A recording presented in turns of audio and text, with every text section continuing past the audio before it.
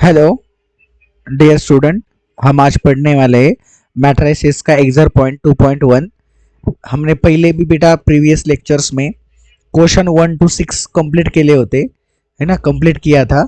और अभी हम इसमें करने वाले क्वेश्चन नंबर 7 to 9 है ना। इस एक्सरसाइज में 1 to 9 क्वेश्चन है, उसी में से हमने 1 to 6 क्वेश्चन बेटा क्या किए थे बेटा, कंप्लीट किया था। ठीक है, कंप्लीट किए थे। अभी हम करने वाले बेटा क्वेश्चन नंबर 7 को। ये क्वेश्चन नंबर 7 करने के लिए आपने जो देखा था 1 to 6, ये तो बहुत आसान क्वेश्चन थे, ये भी बहुत आसान है। लेकिन इसके लिए आपको जो आप 11th में पढ़े थे, एक चैप्टर का नाम था डिटर्मिनेंट एंड मैट्रिक्स, है ना। तो उसमें जो आप टाइप्स ऑफ मैट्रिक्स पढ़ा था, उसी मेथड से हमें सॉल्व करना है। उसमें हमने जो पढ़ा था टाइप्स ऑफ मैट्रिक्स के अंदर हमने 14 टाइप पढ़ा था मैट्रिक्स से, है ना। उसी में से एक टाइप था अपर ट्रायंगुलर मैट्रिक्स। क्या टाइप था हमारा? Upper triangular matrix. तो अपर ट्रायंगुलर मैट्रिक्स क्या होता है बेटा, according to this concept, according to this chapter, वो चैप्टर को पकड़ के अगर हम पढ़ेंगे तो उसमें क्या बोला जाता था कि a square matrix is called as upper triangular matrix, every element below the diagonal is zero. क्या होना चाहिए? कुछ एलिमेंट के नीचे जीरो आना चाहिए, उसको बोलते हैं अपर ट्रायंगुलर मैट्रिक्स। हम इसका एक जनरल फॉर्म याद रखिए आप, है ना।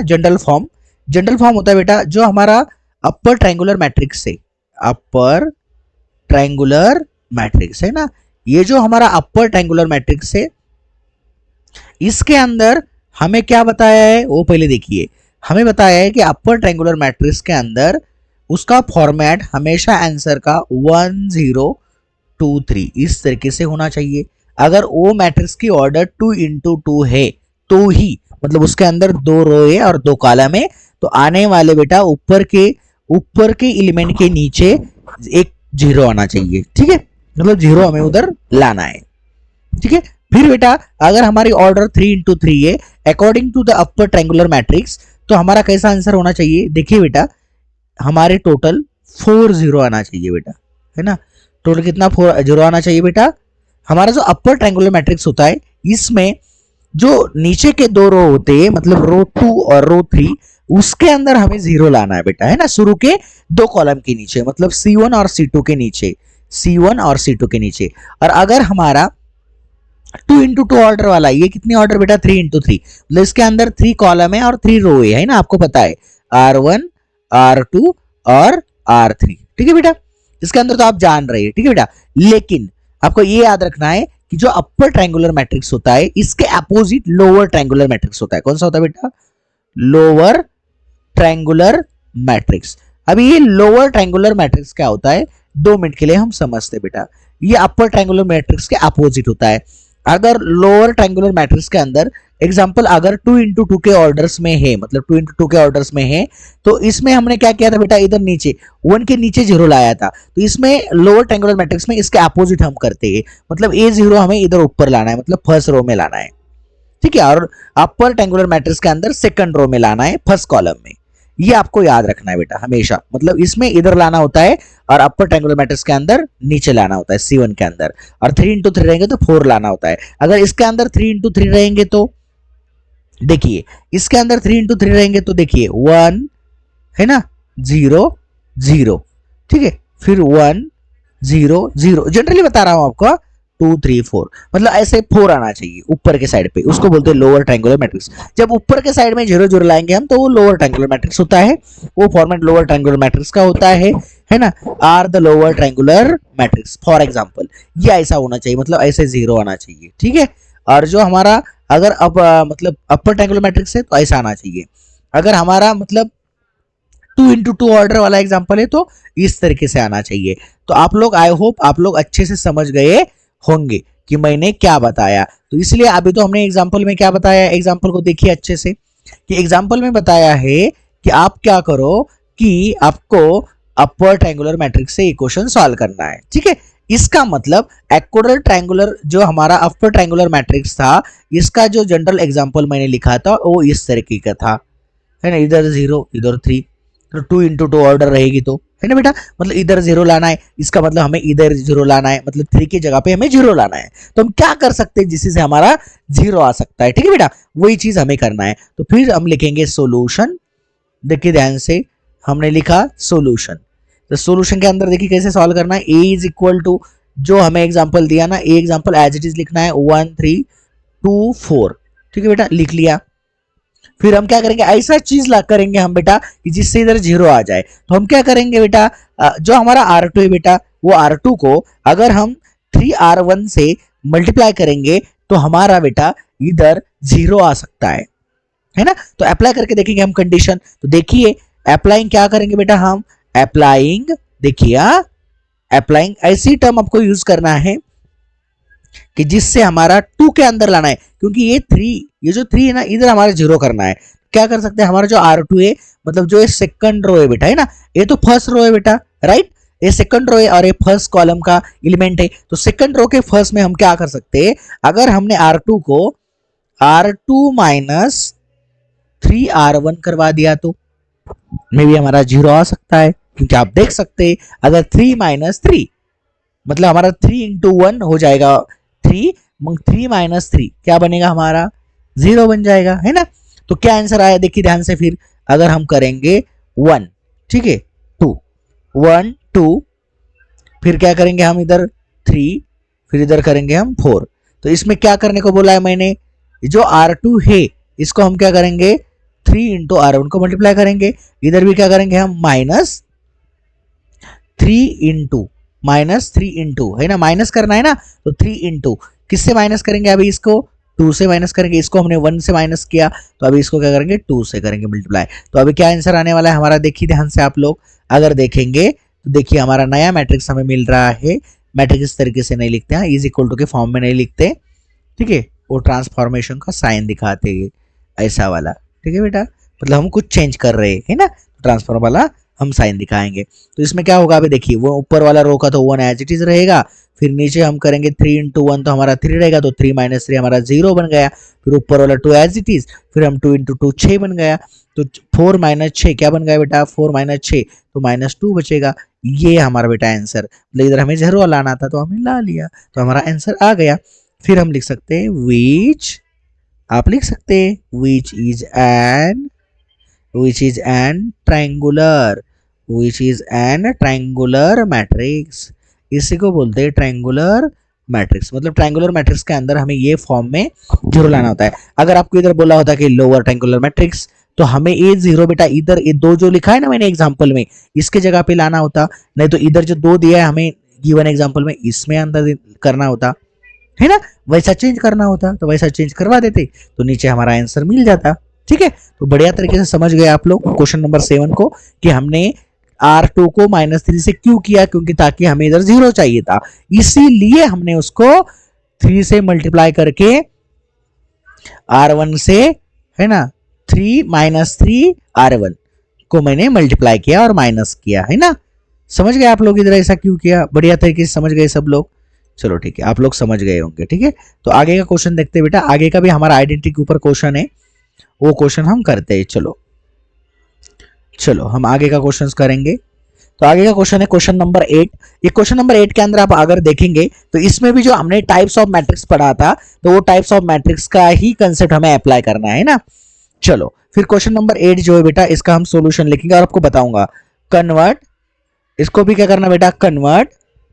देखिए क्वेश्चन तो लिया है ना, क्वेश्चन तो लिखा है, तो क्वेश्चन फिर लिखने की जरूरत नहीं है, तो इसको एज इट इज पहले लिखिए। चलो क्या लिया है हमें, हम गिवन लिखेंगे let a is equal to 1 - 1 2 3, है ना। क्या बोला है, कन्वर्ट, है ना, मैट्रिक्स कॉलम में आपको स्क्वायर ब्रैकेट में दिया है 1 - 1 2 3 into identity of matrix by suitable row transformation. इसका सुटेबल रो ट्रांसफॉर्मेशन करके इसको आइडेंटिटी ऑफ मैट्रिक्स में कन्वर्ट करो, उसके जैसा बनाओ, ऐसा आपको बोला है। तो सबसे पहले तो आपको ये पता होना चाहिए कि आइडेंटिटी ऑफ मैट्रिक्स क्या होता है। जो आइडेंटिटी ऑफ मैट्रिक्स होता है, इसी का दूसरा नाम होता है यूनिट मैट्रिक्स। क्या होता है बेटा, देखिए अभी वो कंसेप्ट समझते हैं हम, आइडेंटिटी ऑफ मैट्रिक्स, है ना। ये क्या होता है, ये पहले कंसेप्ट समझते हैं। आइडेंटिटी ऑफ मैट्रिक्स को ही दूसरा नाम क्या होता है बेटा, और उसका होता है नाम यूनिट मैट्रिक्स। क्या बोलते हैं बेटा उसको, यूनिट मैट्रिक्स, है ना, इसको बोलते हैं यूनिट मैट्रिक्स। अभी जो यूनिट मैट्रिक्स होता है इसका फॉर एग्जांपल फॉर्मेट कैसा होना चाहिए, देखिए ये फॉर एग्जांपल आपको याद ही रखना है बेटा, है ना।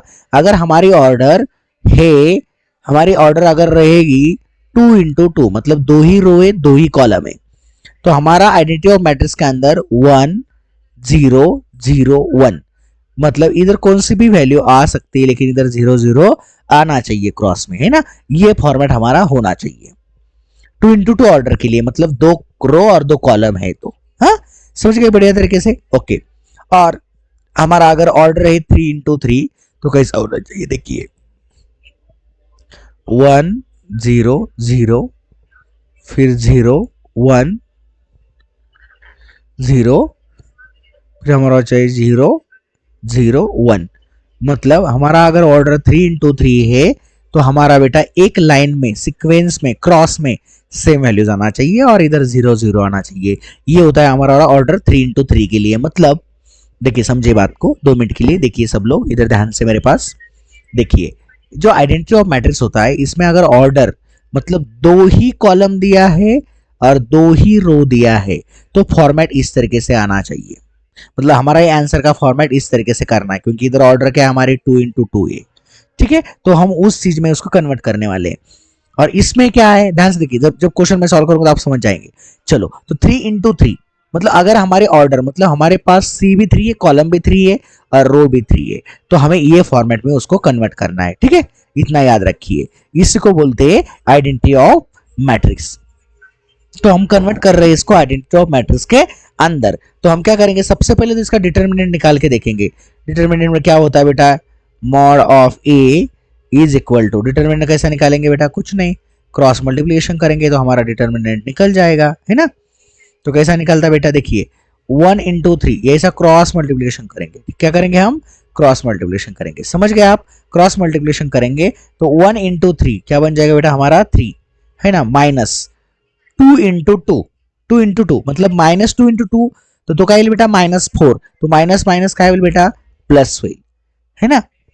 तो अच्छे से देखिए 2 मिनट एग्जाम्पल और अच्छे से देखिए। हाँ रुकिए रुकिए रुकिए, मैंने गलत लिखा नीचे, हाँ सॉरी सॉरी बेटा सॉरी सॉरी, इधर 4 नहीं है और इधर भी 2 नहीं है, मैंने गलती से इधर 2 करवा दिया, इधर 1 है बेटा, सॉरी हाँ इधर 1 है, क्वेश्चन में इधर 1 दिया है, ठीक है। चलो -1 and 2 तो क्या आएगा बेटा प्लस, मतलब -2 आएगा तो माइनस माइनस क्या हो जाएगा प्लस। देखिए ध्यान से 2 मिनट, क्वेश्चन नंबर 8 को ध्यान से देखिए 2 मिनट के लिए।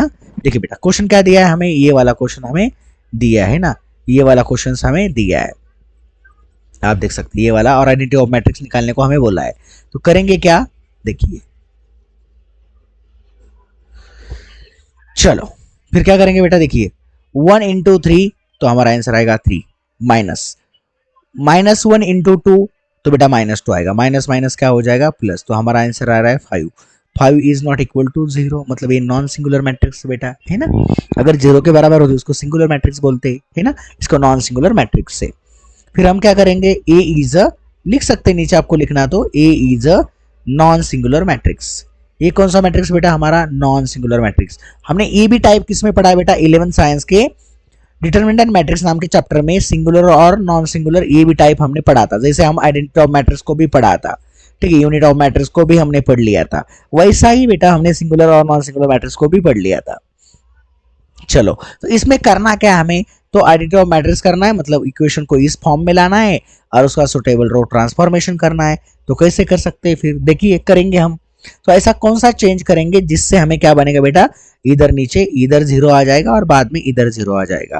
तो क्या कर सकते हैं, तो कुछ नहीं करना बेटा, इसको हम रो ट्रांसफॉर्मेशन के अंदर, अगर हमारे पास जो R2 है मतलब रो सेकंड है ना, जिसको बोलेंगे हम R2, अगर हमारा जो R2 है बेटा, अगर हम R2 को R2 माइनस 2R1 कर देंगे तो, है ना, मतलब इससे 2 माइनस करेंगे, इधर हम इससे 2 माइनस 2 0 बन जाएगा। तो करके देखते बेटा चेंज, क्या करना है हमें चेंज, देखिए बेटा ध्यान से, तो हम करेंगे इस ट्रांसफॉर्मेशंस 1 ऊपर वाला 1 as it is, first row का ये 1 एज इट इज, तो 2 इंटू देखिए 2 माइनस 2 इंटू हमारा ये ऊपर का 1, ऊपर का जो ये 1 लिखा है ना ये इधर लिख दीजिए, ठीक है। फिर क्या बेटा ये 3 है, तो ये 3 को भी मल्टीप्लाई करना होगा क्योंकि हम रो को कर रहे हैं, है ना, सेकंड रो को 2R1 से मल्टीप्लाई कर रहे हैं, इसको भी करना पड़ेगा मल्टीप्लाई, तो हम मल्टीप्लाई करेंगे 3 माइनस 2 इंटू -1। अगर इन दोनों का अगर मल्टीप्लिकेशन हो जाता है तो मल्टीप्लिकेशन होके क्या बनेगा आंसर, 2 मिनट के लिए ध्यान दीजिए, है ना। ऊपर वाला एज इट इज लिखिए, ऊपर वाला आप लोग एज इट इज लिखिए, 2 मिनट इसको एज इट इज लिखिए, है ना, फिर आप समझ जाएंगे। ऊपर वाला ये 1 और ये -1 एज इट इज है। फिर बेटा ये कैलकुलेशन करेंगे तो 2 × 2 तो क्या बन जाएगा, आपको पता है 2 - 2, तो ये 0 बनने वाला है। फिर इधर भी क्या करेंगे हम, 2 - 1 है, क्या बन जाएगा -2, तो 3 - 2 क्या बन जाएगा, +-2, तो आंसर आएगा 5। तो हमारा जो ये ट्रांसपोज मिला है हमें, ये ऐसा मिलेगा, ऊपर वाला 1 एज इट इज, देखिए ध्यान से, ऊपर वाला 1 एज इट इज, फिर क्या आएगा देखिए 1 एज इट इज, ये 1 एज इट इज, फिर हमारा -1 एज इट इज, है ना, R1 के एज इट इज, फिर हमारे जो R2 था उसमें क्या बना लिया हमने 0, फिर हमारे क्या मिल गया बेटा 5। तो हमें ये क्या मिला बेटा, न्यू मैट्रिक्स का जनरेशन हुआ, है ना।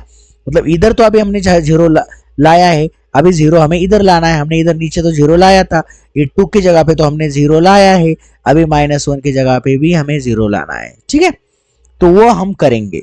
चलो उससे पहले बेटा आपको जो आपके पास जो ये 5 जो दिया है, ये 5 को हम क्या करेंगे, पहले जो 5 हमें दिया है ये 5 को भी हम 1 के अंदर कन्वर्ट करेंगे, क्योंकि हमें इज इक्वल टू ये आंसर लाना है, ये वाला आंसर लाना है 1 0 0 1 ये लाना है, तो इसको 1/5 से करेंगे तो हमारा क्या आंसर मिल जाएगा। देखिए अगर हम नेक्स्ट स्टेप करेंगे, देखिए ये एग्जाम में लिखने की सब जरूरत नहीं है, आप सीधा इतना सामने वाला आंसर भी लिख देते, ये आपको समझने के लिए मैंने लिखा था, इसको लिखने की जरूरत नहीं है, आप सीधा इतना भी लिख देते तो चलता, है ना, कि इसका आंसर इतना आ रहा है। फिर बेटा क्या करेंगे हम चेंज, देखिए फिर अप्लाइंग, फिर से लिखेंगे हम अप्लाइंग, अप्लाइंग जो R2 है ना बेटा हमारा, ये 5 को भी हमें चेंज करना है, ये जो 5 दिया है ना इसको भी चेंज करना है, तो R2 को क्या करेंगे हम बेटा 1/5 मल्टीप्लाई करेंगे R2 को, है ना।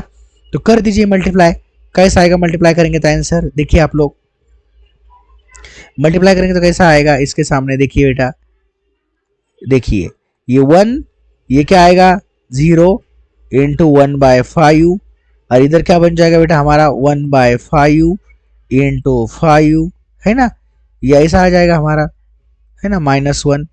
देखिए 1/5 से अगर R2 को हम मल्टीप्लाई करेंगे तो 1/5 × 0, तो इसका तो आंसर 0 ही बनने वाला है। आपको भी पता है ऊपर वाले रो का एज इट इज वैल्यू लिख दो, ठीक है बेटा, ऊपर वाले को एज इट इज वैल्यू लिख दो। हाँ लिख दिया सर, लिख दिया सर, हमने लिख दिया, चलो ठीक है गुड्स। तो अभी करेंगे क्या बेटा, 0 × 1/5, 0 × 1/5 तो आपको पता है 0 से किसी को मल्टीप्लाई करो आंसर 0 आने वाला है, तो इधर तो 0 आ गया, तो 5 5 एक दूसरे से कटेंगे तो मेरा आंसर क्या बचेगा बेटा इधर 1, ठीक है। तो ये मैट्रिक्स मेरे को कन्वर्ट हुआ, अभी मेरे को 0 कहाँ लाना है बेटा, इधर 0 लाना है, -1 की जगह पे मेरे को 0 लाना है। मैं कौन सी टर्म करूंगा, देखिए अभी क्या करेंगे तो हमारा आंसर आएगा, सोचिए, फिर हम एक चेंज अप्लाई करेंगे, अप्लाइंग, फिर हम अप्लाई करेंगे बेटा, अगर हम R1 + R2 करेंगे मे बी मेरा 0 आ सकता है ना, आ सकता है, क्योंकि -1 एंड +1 0 हो जाएगा, तो मेरा 0 हो जाएगा। तो जो मेरा R1 है बेटा इसको मेरे को कन्वर्ट करना है R1 + R2 के अंदर, फिर मेरा क्या आएगा बेटा, ए मैट्रिक्स ऑफ 1 -1, इसको क्या करना बेटा, हमें जो R1 है उसको +2 करना है। अगर ये देखिए R1 को अभी कन्वर्ट करेंगे, ये हमारा R1 बन गया है ना, ये R1 है और ये हमारा R2 है, तो R1 के अंदर R2 को प्लस करना है, मतलब ये जो ऊपर के 1 है बेटा इसे प्लस करेंगे तो +0 और +1, है ना, +0 और +1। इधर ध्यान से देखिए आप लोग, अगर नहीं समझ गए अच्छे से तो इधर ध्यान से देखिए, इधर क्या था हमारा आंसर -1 था, इधर क्या था बेटा हमारा -1, ये जो -1 था ये 1 था, ये -1 था, ये 0 था, ये 1 था, तो अगर हम क्या करेंगे नीचे, मतलब R2 को उसके अंदर प्लस करेंगे तो क्या होगा +1, तो 1 + 0 तो 1 ही बनने वाला है, फिर -1 + 1 तो ये तो क्या बन जाएगा, अभी आपको पता है 1 से 1 गया तो क्या बचेगा 0, फिर ये नीचे वाला 0 एज इट इज, फिर ये वाला 0 एज इट इज, तो मेरे क्या हो गए बेटा, आइडेंटिटीज प्रूव हो गए, है ना। तो हमें ये आंसर मिला, तो हम नीचे लिख सकते हैं which is an identity is matrix, यही क्या है बेटा, आइडेंटिटी ऑफ मैट्रिक्स, ठीक है बेटा। तो इस तरीके से हम क्या करेंगे बेटा, चेंज करेंगे, क्या करेंगे, चेंज करेंगे। अगर ये क्वेश्चन को आपको अच्छे तरीके से लिखना है तो अच्छे तरीके से लिख सकते हैं। जो बीच में मैंने जो कन्वर्जन लिखा था, ये कन्वर्जन लिखने की जरूरत नहीं है, आप सीधा आंसर को भी लिख देते तो भी चलता। जब हमने ये कंडीशन अप्लाई किया था तो हमारा आंसर क्या आया था, देखिए इज इक्वल टू का आंसर जो आया था वो लिख लीजिए सामने, 1 0 -1 और इधर 1। ठीक है, ये हमें आंसर आया था। और ये आंसर के अंदर हमने ये कंडीशन लगा दी, ये अप्लाइंग वाली कंडीशन लगा दी कि हमारा R1 प्लस R2 करवा दिया तो हमारा आइडेंटिटी ऑफ मैट्रिक्स प्रूव हो गया बेटा। ठीक है, तो आप लोग समझ गए होंगे, आई होप, राइट, समझ गए। लास्ट वाला क्वेश्चन बचा है बेटा, इसमें हमें जो किया था, तो इसमें हमने यूज किया था आइडेंटिटी ऑफ मैट्रिक्स, मतलब टाइप्स ऑफ, जो हमारा टाइप है मैट्रिक्स का बेटा, उसी में से आइडेंटिटी ऑफ मैट्रिक्स को हमने मतलब ध्यान में रखते हुए इसको एक क्वेश्चन को सॉल्व किया है। चलो ठीक है बेटा, तो अभी नेक्स्ट हम करने वाले क्वेश्चन नंबर 9 को, किसको करेंगे हम, क्वेश्चन नंबर 9 को हम करेंगे। चलो चलो बेटा, हम क्वेश्चन नंबर 9 करते हैं। चलिए क्वेश्चन नंबर 9 की तरफ। अभी क्वेश्चन नंबर 9 में हमने इधर हमें क्या दिया बेटा, अभी 3x3 ऑर्डर को हमें करना है ना। और इधर यूज क्या करना है, अपर triangular matrix by the suitable column transformation. उधर हमने आइडेंटिटी ऑफ मैट्रिक्स मतलब यूनिटी ऑफ मैट्रिक्स यूज किया था। अभी हम इधर कौन यूज करेंगे बेटा, अपर ट्रायंगुलर मैट्रिक्स, है ना। अपर ट्रायंगुलर मैट्रिक्स का फॉर्मेट हमें इधर यूज करना है। तो चलो हम करते बेटा फटाक फटाक से, है ना। अभी अपर ट्रायंगुलर मैट्रिक्स के अंदर मैंने आपको दो चीज पढ़ाई थी कि अगर हमारे ऑर्डर 3x3 है तो हमारा आंसर कैसे आना चाहिए। देखिए बेटा, नीचे हमारे क्या आना चाहिए, 3 0 आना चाहिए, है ना। मतलब सबसे पहले तो आपको ये समझना है कि अपर ट्रायंगुलर मैट्रिक्स का जनरल एग्जांपल क्या है, उसका फॉर एग्जांपल आपको याद रखना है। फॉर एग्जांपल, इसको जब भी आप अपर ट्रायंगुलर मैट्रिक्स करते हो तभी हमेशा इस फॉर्मेट में आपका आंसर आना चाहिए। देखिए फॉर्मेट क्या होना चाहिए, 3x3 के लिए 3 समझ लो कि इधर 0 आना चाहिए बेटा, फिर इसके नीचे 0 आना चाहिए। ठीक है बेटा, इसके नीचे आना 0 आना चाहिए, इधर भी 0 होना चाहिए, इधर कुछ भी वैल्यू होने दो, इधर भी कुछ भी वैल्यू देने दो, इधर भी कुछ भी वैल्यू देने दो, लेकिन हमें 3 क्या करना है बेटा, 3 0 लाना है बेटा, है ना। इस इक्वेशन के अंदर मतलब हम 0 कहाँ कहाँ लाने वाले, 0 इधर 0 करना है, इधर 0 करना है और इधर 0 करना है। ध्यान से देखिए, मैं अंडरलाइन कर रहा हूँ। क्वेश्चन के अंदर हमें इधर 0 करना है, इधर 0 करना है और इधर 0 करना है। तो ऐसा कौन से चेंज हम कर सकते हैं जिससे इधर 0 बन जाएंगे। चलो देखते हैं क्या कर सकते हैं ना बेटा। चलो चलो सोचते हैं फिर सोल्यूशन। तो पहली स्टेप तो हमारी क्वेश्चन को एज इट इज लिखना, मतलब लेट बोलना, ये इज इक्वल टू क्वेश्चन को एज इट इज लिखना बेटा, 1 -1 2 फिर 2 1 3 फिर बेटा 3 2 4, है ना। और ऑर्डर क्या है हमारी, 3x3 है, मतलब इसी फॉर्मेट में हमें लाना है। अगर 2x2 ऑर्डर होती तो हम ट्रायंगुलर मैट्रिक्स में क्या करते थे, खाली इधर 0 लाते थे, है ना। खाली हमें एक जगह पे 0 लाना होता था, लेकिन इसमें हमें 3 जगह पे 0 लाना है। तो अगर हम C1 को 4 से मल्टीप्लाई करेंगे, है ना, जो हमारा है ना बेटा, इसको अगर हम 4 से मल्टीप्लाई करेंगे और उसके बाद अगर हम -3C3 करेंगे तो मे भी हमारा आंसर आ सकता है। चलो हम करेंगे सब मिलके, है ना। आप भी देख लीजिए, कोशिश करिए, हम भी कोशिश करते। चलो साथ साथ में हम क्या करेंगे बेटा, सॉल्व करेंगे क्वेश्चन को। चलो लेट्स स्टार्ट। चलो अभी तो हमने फिक्स किया है कि अभी सॉल्व करेंगे, है ना। अभी सब समझाया मैंने कि कैसे करना है, तो अभी कोशिश करते हैं कि कैसे करते हैं ना बेटा। चलो तो अभी ध्यान से देखिए, पहली कंडीशन लगा के देखेंगे हमें क्या करना है बेटा। ये जो हमारा इधर 2 है इसको 0 करना है, इसको भी 0 करना है और इसको भी 0 करना है, इतना आपको याद रखना है।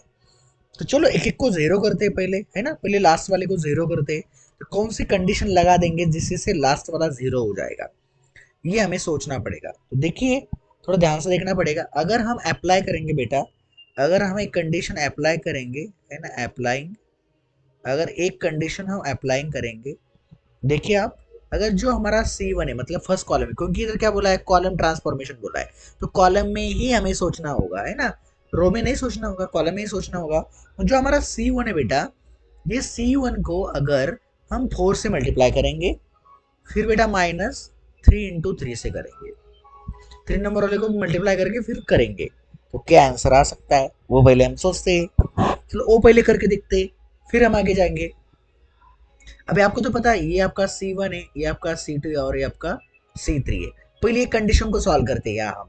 पहले तो हम C1 को पूरा लिख लेते हैं। C1 की वैल्यूज क्या है हमारे, देखिए ध्यान से, है ना। सबसे पहले तो हम ध्यान से देखिए आप लोग, C1 की वैल्यूज क्या क्या है बेटा, 1 2 और 3।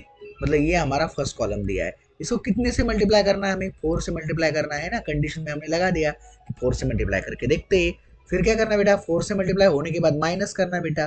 किससे माइनस करना है बेटा, 3। लेकिन वो जो 3 होगा वो भी इंटू होना चाहिए। किसी के साथ इंटू करना है, हमें कॉलम नंबर 3 के साथ इंटू करना है। मतलब इंटू 2 मीटा बेटा, इंटू हम देखिए, हाँ तो 3 को मल्टीप्लाई करेंगे हम, किससे करेंगे देखिए, अभी जो हमारा 3 था इसको मल्टीप्लाई करना है हमें कॉलम नंबर 3 के वैल्यू से। मतलब इधर 2 कर देंगे, इधर क्या आएगा हमारा, 3 से मल्टीप्लाई करेंगे, इधर क्या आएगा बेटा 4। देखते हैं इनका आंसर क्या आता है। अगर मैं सोच लूँ कि 4 इंटू 1 तो ये 4 बन जाएगा, माइनस 2 इंटू तो ये 6 बन जाएगा। मतलब पहले मेरा आंसर चेंज होकर आएगा -2। ठीक है, फर्स्ट कॉलम में चेंज कर रहे हैं ना हम, ये कंडीशन को लगा के चेंज इधर देख रहे हैं पहले। चलो तो 4 इंटू 2 तो 8 बन जाएगा, 3 इंटू तो ये 9 बन जाएगा, तो 8 माइनस 9 तो ये -1 बन जाएगा। तो 4 इंटू 3 और 4 इंटू 3 ये तो 12 माइनस 12 बन गया, तो ये क्या आएगा 0। तो सही है यार, हमारी कंडीशन पे अप्लाई हो रही है, कोई दिक्कत नहीं है, तो कंडीशन अप्लाई करवा देते हैं, कोई दिक्कत नहीं। चलो करके देखते हैं कंडीशन अप्लाई। फिर हमारा कंडीशन अप्लाई करके जो आंसर मिलने वाला है वो आंसर क्या मिला है, आप ध्यान से देखिए, आप लोग ध्यान से देखिए। जो कंडीशन लगा के हमारा C1 को हमने कन्वर्ट किया है बेटा ये वैल्यूज के अंदर। जो वैल्यू हमने निकाला है, क्या क्या वैल्यूज आई है देखिए ध्यान से। हमारी वैल्यूज आई है -2, -1 और 0, और बाकी के 2 कॉलम को एज इट इज आपको लिखना है ना। अभी 2 कॉलम को हमने एज इट इज लिख दिया। फिर क्या कर सकते हैं बेटा, जिससे हमारा यहाँ भी 0 बन जाएगा, है ना। इस C2 में से इधर हमें 0 लाना है, क्योंकि हमारा इधर 0 आना चाहिए, इधर 0 आना चाहिए। पहले तो 0 हमने इसको ले लिया, है ना। ये 0 को फॉर एग्जाम्पल के अंदर देखिए मैंने बताया था, तो इसको तो 0 हमने करवा दिया, अभी बचा ये वाला, तो इसको 0 करने के लिए हमें सोचना होगा क्या करेंगे हम। तो सोचिए बेटा, एक अप्लाई करेंगे कंडीशन, है ना, कंडीशन अप्लाइंग करेंगे। एक कंडीशन अप्लाई करते देखिए, अप्लाइंग अगर ऐसा करेंगे तो सोचिए आप, अगर हम हमारा जो C2 है बेटा, क्योंकि C2 के 2 को ही हमें क्या करना है बेटा, तो उसको चेंज करना है, उसको 0 में कन्वर्ट करना है। तो अगर जो C2 मतलब सेकंड नंबर वाला कॉलम से उसको अगर 2C2 से मल्टीप्लाई करेंगे, उसी से -3 करेंगे, मतलब 3 नंबर वाला कॉलम को माइनस करेंगे, तो मे बी फिलहाल हमारा आंसर आ सकता है। देखते एक बार करके, अगर आता है तो ये सेकंड वाला है, ये हमारा क्या है बेटा C2 है, तो उसको ही करना है ना, ये C2 की वैल्यूज है पूरी। चलो तीनों कॉलम की हम क्या करेंगे, रुकिए 2 मिनट के लिए, हम तीनों कॉलम की वैल्यू अलग अलग कलर से लिखेंगे, तो हम ज्यादा समझ सकते हैं ना, बढ़िया तरीके से समझ सकते हैं ना। चलिए अभी हम कलर यूज करेंगे ना। फर्स्ट कॉलम को तो हमने कन्वर्ट करवा दिया है, हम थोड़ा कलर यूज करते ताकि आपको अच्छे से समझ में आए कि हम क्या कर रहे हैं। चलो बेटा, है ना, अच्छे से समझ में आएगा कि हम क्या कर रहे हैं। चलो फर्स्ट वाले कॉलम के जो गिवन में दिया था 1, 2 और 3 दिया था। सेकंड वाला जो दिया है हमें, ये सेकंड वाले को तो हमने ग्रीन से लिख दिया, सेकंड वाले से हम ब्लू से लिखते हैं। सेकंड वाला क्या था, -1, 1 और 2 था। और लास्ट वाला जो दिया है वो लास्ट वाला क्या दिया है हमें, 2, 3, 4 दिया बेटा, है ना। तो पहले वाले को तो हमने कन्वर्ट कर दिया, मतलब सी वालों में तो लास्ट में हमने 0 बना दिया है। अभी हमें सेकंड वालों की यहाँ काम करना है, ये C2 है, ये मेरा C1 है और ये मेरा C3 है, इसको तो 0 बनाना है। तो देखते कोशिश करते हैं हम कि क्या आंसर आ सकता है हमारा। तो देखिए बेटा, अगर हम 2 इंटू 2 इंटू 2 किसके साथ करेंगे बेटा, C2 के साथ करेंगे, मतलब इसको -1 से मल्टीप्लाई करवा देंगे। फिर बेटा वैल्यू क्या है इसकी 1, फिर बेटा वैल्यूज क्या है आगे, इसकी वैल्यूज है 2, है ना। इसको मल्टीप्लाई करके फिर माइनस करेंगे हम, किसके साथ माइनस करेंगे बेटा, 3 नंबर कॉलम के साथ, मतलब 3 नंबर कॉलम की वैल्यू क्या है 2, 3 और 4 है, तो उसके साथ माइनस करके देखेंगे 2, है ना, -2, -3 और -4 करके देखेंगे, तो हमारा आंसर क्या आता है देखते हैं हम एक बार। तो एक बार तो हमें दोनों का मल्टीप्लिकेशन करेंगे, तो इसका मल्टीप्लिकेशन आएगा -2, है ना, -2 -2, ये बन गया हमारा इक्वेशन। ये दोनों का मल्टीप्लिकेशन करें तो ये बनेगा 2 -3, है ना। ये दोनों का मल्टीप्लिकेशन करेंगे तो क्या बनेगा, ये दोनों का मल्टीप्लिकेशन करेंगे तो 2 इंटू 1 क्या बन जाएगा बेटा 2, माइनस ये 3 से माइनस कर रहा है, मतलब 3 रो के वैल्यू से, तो हम कर देंगे उसी से माइनस, है ना, उसी से हम माइनस करवा देंगे। चलिए अभी देखिए फिर क्या आया 2 -3, फिर बेटा ये 2 इंटू 2 क्या बन गया 4, तो 4 -4। तो आपको पक्का पता हो गया अभी कि सही है, हमारा लास्ट में क्या आ रहा है 0 आ रहा है, तो 0 आ गया भाई। इधर क्या आ रहा है 0 आया, है ना, 0 आ गया हमारा। तो इधर क्या आ सकता है हमारा, तो इधर 2 -3, तो इसका आ जाएगा -1। इसको अगर देखेंगे तो ये माइनस माइनस हो जाएगा प्लस, तो ये आ जाएगा -4। मतलब सेकंड वाले में भी अगर हम थोड़े देर के लिए तो यही वैल्यू लिखेंगे, ठीक है, जो ऊपर हमने निकाला था ये लिख दिया। अभी इसमें इसमें इसके ऊपर हमने कंडीशन ये अप्लाई कर दिया, तो हमारा ब्रैकेट सेकंड वाली तो वैल्यू मिल गई। चलो फर्स्ट वाला था हमने निकाला था, सेकंड वाले में भी हमने वैल्यू चेंज करवा दिया है ना। गुड, तो समझ गए आप लोग, ठीक है। तो वैल्यू क्या आई मेरी, सॉरी जो वैल्यू चेंज होके आई ना उसको लिखना है बेटा सेकंड के अंदर। हाँ, ये कंडीशन अप्लाई करने के बाद वैल्यू मिली है ना, उसको लिखना है। क्या क्या मिली बेटा, 4 मिला है, -4। फिर क्या मिला है बेटा, -1, तो -1 और लास्ट वाला 0।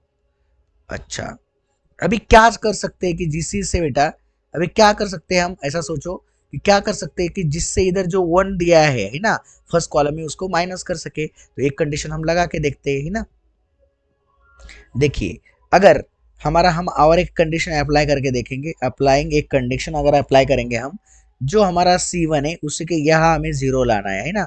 ये जो दिख रहा है ना बेटा, इसको हमें क्या करना है, 0 करना है। तो कैसे करेंगे, C1 is gives to C1 minus, अगर हम C2 को करेंगे तो देखिए 0 हो रहा है क्या, तो देखते ही करके बेटा, -2 फिर -1, C1 की वैल्यू लिखता हूँ मैं वैली।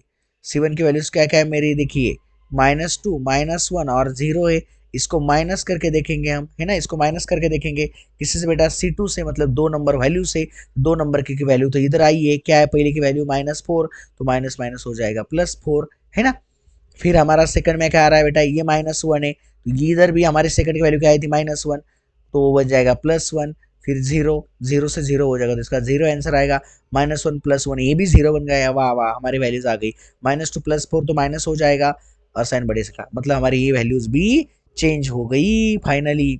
तो फाइनली हमें आंसर क्या मिला बेटा, देखिए अभी फर्स्ट कॉलम में भी हमने चेंज किया था, इधर है ना C1 - C2 किया था, तो देखिए ध्यान से, फिर हमारा आंसर क्या निकल के आया, देखिए हमारा फाइनल आंसर मिल गया। तो आंसर आया हमारा ये 2 लिख दिया, फिर बेटा 0 लिख दिया, फिर बेटा 0।